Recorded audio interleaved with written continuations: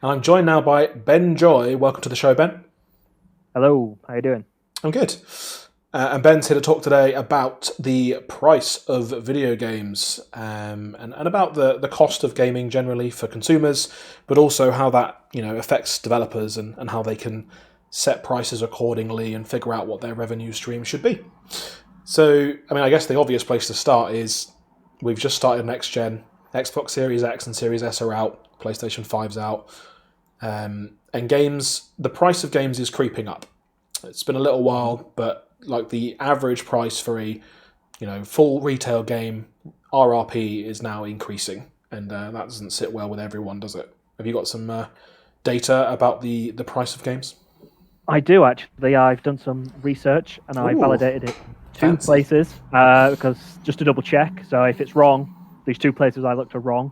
So you're right. The price of gaming is increasing, and when we found out games were going to go to possibly $70 a game, it's kind of like, oh, that's expensive. Gaming's getting expensive, and I think there is a viewpoint that gaming is getting as expensive as it's ever been, which maybe in the terms of the actual dollars, I'm saying dollars because although we're English, a lot of the research and the data is in dollars. Dollary dues.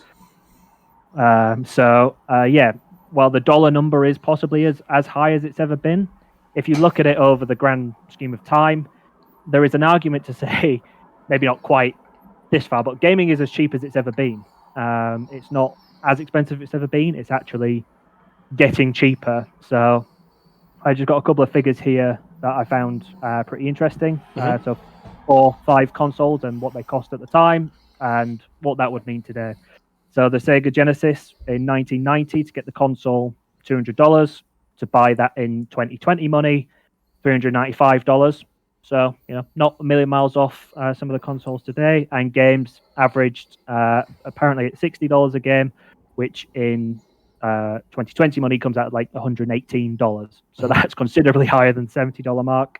Yeah. Fast forward a few years to the Nintendo 64, 1996, $200 for the console would have been 329-ish in 2020 money with the inflation. So about a Switch. So not far off what the Switch is. Yeah. And games, $50 would now be $82. So again, higher than the $70 mark. The PlayStation 2 and the Xbox came out around similar time, both similar $300 price range, would be about $440 today. Games, $50, $73. So we're getting to around about where we are now. Mm-hmm. And then the PS4 in 2013, $400, $445 today, $60, $66 for games. So it's kind of, if anything, it's been on a downward trend and it's now leveling out. You could argue, okay, the last couple were around 73, 66. So it's kind of fine. It's level now. So when you look at it like that, it's easy to go, actually, gaming isn't as expensive as it's ever been. It's getting cheaper. And I looked at when I validated that this was right. I looked at another source, and they had like this graph around kind of what cost would be for cartridge games and disc games in 2020 money from the price, and they all kind of matched up. And they had it like cartridges never dropped below what would be $70 today, and its lowest point was the late 80s for cartridge-based games, and discs has been on a steady decline since kind of their evolution around the 2000s and is settling around $60. So if you're saying it's settling at $60, yes, 60 to 70 is a jump, but it's not quite the jump that it seems when you look at the dollar amount. Yes, the dollar amount is higher, but the cost is maybe it's actually not as high, which I found really interesting because it's easy to see prices rise and go, oh, it's getting more expensive when obviously everything else around it, the cost to make games is getting more expensive. The cost of everything is more expensive with inflation. So, I think it's interesting. There's I would definitely argue that the Xbox Series S, for example, from a console perspective, represents ridiculous value. Like that thing is so cheap compared to that's not just against inflation, against itself, against everything that you can buy now. That's cheap. I think what's interesting, and obviously the inflation is a really important thing to consider, but other things have changed, and I guess that's where certain consumers start to feel like it's maybe not as fair, and I guess this is a balance that every individual developer or publisher has to make on their own. But when you think about the cost of those cartridges and those discs historically there was a lot of physical production costs involved Correct. that they Yep. now no longer have to bear in the same way, although obviously a lot of games do get a physical release. I think the other aspect has been the rise of the microtransaction. You think about in the old days, you'd buy a game and it'd be a one-time transaction, and starting with the Oblivion horse armor, like that was the start of a new timeline where we became increasingly comfortable with what we arrived at, which is games as a service and live games and games with NTX across the board as part of their strategy. And I think the interesting thing, or the thing that I find fascinating, is that the revenue from games goes up as well. Like they make more money from games than they ever have, and obviously it's a vastly more competitive landscape now.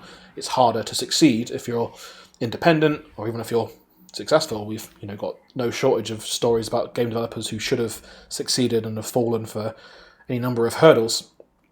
But when you get it right, there is more money in games than there ever has been. Like the audience has grown, and the amount that audience is willing to spend over the lifetime of a game has increased drastically.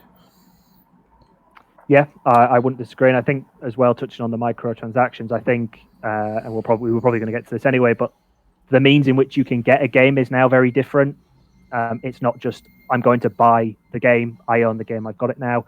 You have that option, like we see with the $70 game, you can buy a game, you own it. You have the Game Pass option and the PlayStation Plus option where you pay subscription and then you get access to the games and you can download them while they're there, which again, I think it's a mental thing. It brings the price of games down because rather than paying $70 for one game, you pay £10 a month and you get 200 games that you can play for as much as you want, which doesn't not necessarily devalues a game, but in a consumer's mind, it's kind of like, well, why would I pay $70 for one game when I can play all of these games for $10?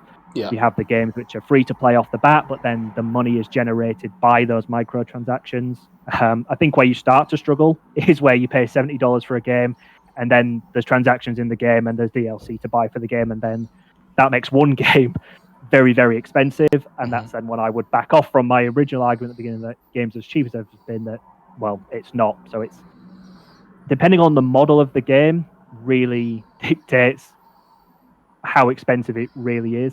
And I think it all comes back to value, because I was thinking like, oh, well, if you play a game for hours and hours and hours, you get lots of value from it. And I think that's a fair argument, that value for money, it's easy to make that jump as like, oh, if I spend a lot of time doing something, I've had my value for money. So if I pay $70 for a 30-hour game, that's better value than a game that I paid $70 for 15 hours. Flip side to that argument is, the prices are obviously not comparable, but if you go see a movie, you're not going to go, oh, well, this Avengers movie is better because it was 30 minutes longer, so I got more for my money.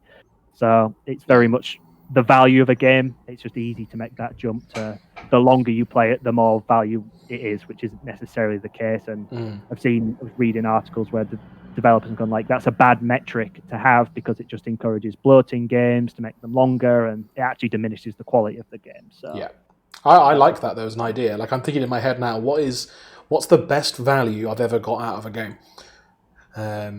Actually, this year's Hades was up there for me. Like I checked out yesterday, I've spent 55 hours in that, and I got it for £17. So that's pretty good. Yeah. But I think probably my ultimate would have been Puzzle Quest Challenge of the Warlords, because that was like a £5, and I spent like 100 hours in that easily. Yeah, more than. Yeah. Look at the guys in our team, like Pete and Mobin and Ben. Like the hours that they have put into Rocket League are in the hundreds. Yeah. Ben Gammon, I'm sure, must be pushing thousands. He must be getting to nearly 4 figures, pro on the team. So, like, if you look at it like that, the value of money that they've got from the game for the cost of the game is, you start getting down into pence per game, and it's an easy metric to make. But I get the counter argument of it's not necessarily the length of time, it's the value. Yeah, and games do get accused of stuffing. You just fill the map with stuff, especially if it's an open world game. You're like, well, technically there's hundreds of hours of content if you walk in every square on the map and collect all these things, which aren't fun to do. And you mentioned Game Pass earlier, which I think is also just a fascinating dynamic, especially to happen at the same time. Like, it's almost the best advert for Game Pass is walking into a shop and looking at the prices. On you're like, oh, Game Pass, that sounds pretty cool. I'm not sure if I'm into it. And then you walk into Game or Electronics Boutique or any of those stores. I don't know if they're in the UK anymore. And you're like, oh, that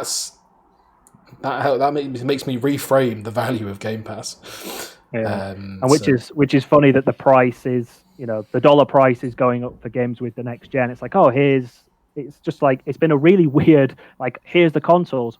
Wow, they're actually quite not cheap, but they're actually a lot less expensive than we thought they were potentially going to be. And like with the Xbox example, also you can get it on, pay for month with Game Pass, and it's exceptional value. But by the way, all the games are also going up in price. So it's kind of like, oh man, they're really expensive. But then on the other side, it's like, oh wow, well, that's actually quite cheap. And wow, what a deal that is with Game Pass. So it's a real weird mixing pot of next gen of what the price is, and it comes down to value. Like dollars is always important, but the value you're going to get from it is what's going to drive whether someone buys it or not. One of the other things I wanted to ask you about was special editions, and whether you think, because definitely for a while there, this was kind of almost presented by publishers as a way around inflation. It's like, okay, we're not going to inflate the prices in line with the inflation of the economy. What we're going to do is say, if you're the biggest fan of this game, you buy the $100 version, and it comes with a steelbook, comes with this, comes with that, comes with DLC character you can throw in the game, whatever it is. And that was a popular strategy for definitely the Xbox 360's lifespan, PlayStation 3's lifespan, and most of the PlayStation 4 and PS and Xbox One lifespan as well. Lately, there's been a slightly different trend, which has been like ultimate editions that include next-gen upgrades and stuff like that, but not really a special edition in that traditional sense. I'm sure there are a few examples, and people in the chat can shout them out if they've seen any good ones recently, but the special edition, do you think that still has a place as a strategy in 2020 and beyond? I think it does, because you do get mega fans, and that's what it's there for. It's not there to get your Joe Blogs off the street. Like, you're like, oh, I'm kind of interested in that game. Oh, I'll get the special editions because I get this. You're getting, it's people who are buying into the fandom of a game and a franchise, and it's slightly different to what you said. But like, I don't know whether you saw it. My roundup contribution last week in the Edge Play roundup, I was looking at Cyberpunk, which has come out now, and obviously a strategy for they've got all sorts of merch. Got all kinds of merch, and it was someone had gone through and like, if you bought every piece of merch you could, like official merch for Cyberpunk, it would cost you over $2,000. And when we're talking about monetization strategies, obviously we've first gone to revenue from the games, but then that's a whole other side of being in the games business where you can make money, is those license deals to have products made with your branding and partnerships, and that's a whole nother area for it. And I think, do special editions have their place the way they always have been? Maybe not exactly the same, but I think that example with the merch proves that there is still a place for reaching the fandom and the mega fans with extra things that aren't the core game and aren't just the disc or the digital download of the game. So yes, I absolutely think there's still a future in that. Destiny has a really good online store as well. You can buy loads of stuff from that game. I look at it from time to time. I'm not even a big Destiny fan. I just think their shop's cool. They've got cool things on there. If you want to look like a spaceman with a gun, they've got the outfits to make it happen. You're gonna get called out for being a faker, like Joe with his Mario Man comment. Editorial gamer, he just likes the merch. I can at least name the games I'm talking about and the people involved. Have you ever bought a special edition, Ben? I haven't. No, You've never bought a special edition. No, I haven't. Has there not been like a Tiger Woods game with a free golf club or something? That seems like it'd be up your alley. No, you know me, mate. I'm Mr. Stingy. I'm always looking. I'm always looking for the value. So I haven't actually bought any special edition games now. You're waiting for Game Pass always. Yep, always. cheap as possible for me. With my Yorkshire blood. That's not a slight. That is big up to Yorkshire. I actually don't know where it is. I think it might be in my parents', in my mum's house or my dad's house. I have the Halo 3 limited edition Master Chief helmet. Doesn't fit humans, sadly, but it would fit a small dog, if you have a dog. Right. Don't put it on your dog, though. Oh yeah, don't put it on your dog. I don't want to get. Yeah. Don't That was only for scale. Don't accept vet bills. I also bought the Mass Effect 3 special edition, and I remember I had this weird issue with it, and it wasn't like a big deal, but it came with a DLC character. It came with a special edition character. It's like, oh, you get this guy, and I was like, sweet, I'd love to get that guy in the team, and chat to him and do his mission and all that kind of stuff. So I just played the game from this box, and I was expecting him to show up at some point, like, hey, it's me, the guy you paid money for. Can I join your crew? And he just never did. He just never showed up. And I realised after completing the game that there was like a little voucher in the box that I should have like typed the code in to get him to show up. So yeah, I had to. Did you go and replay the whole game? Or I didn't replay the whole game, but I replayed enough of it to do his mission and chat to him a bit and get an idea of his vibe. I was like, yeah, I wish he was there the first time. Money well spent. Yeah. I also got a limited edition art book. Hours played. That's you played extra hours, so you got your money's worth out of that special edition. I did. Played the game twice. I did play Mass Effect 3 extensively.